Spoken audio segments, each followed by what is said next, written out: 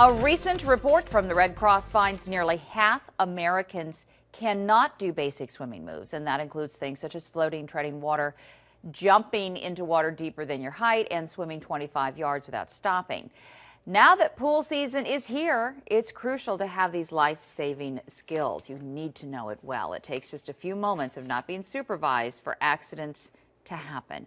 Joining me this morning is Noelle Navarro. She's Vice President of DRD Pool Service, and your company actually goes around and makes sure and manages pools, and we want to make sure that people are safe when they're enjoying the water. Yes. Which is officially kicked off this weekend, right? Oh, yesterday, big day. Yeah. Open pools all across Maryland. What is the one thing that we take for granted? You know, we all say, oh, it happens just a second, and nobody thinks it's going to happen to them until it does. Yeah, it takes only 60 seconds to drown.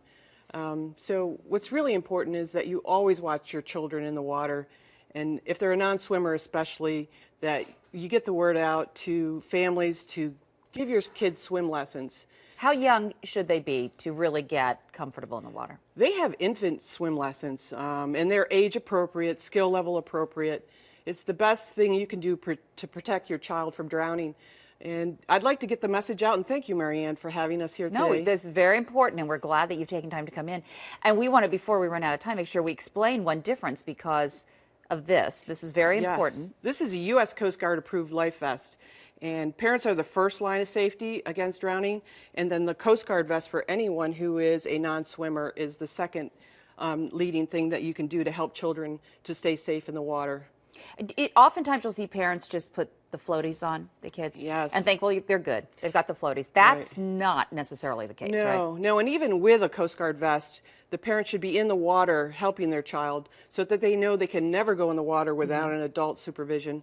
And it's great for adults, too, who, if you don't learn to swim by age 8, the fact is you probably won't. Well, I was going to say, isn't that one of the problems, that a lot of parents don't know how to swim, so they're anxious about letting their children learn, but then that's when neither one is prepared, right? Absolutely. There's nothing more important than education and teaching children to swim and then watching them. Don't leave them poolside even for 1 minute being unattended. It's never too late to learn how to swim, and you have an event coming up that everybody can partake in, right? The world's largest swim lesson is going to be at Bay Hills, and it's a Guinness World Book of Record event that's all over the world, 15 countries.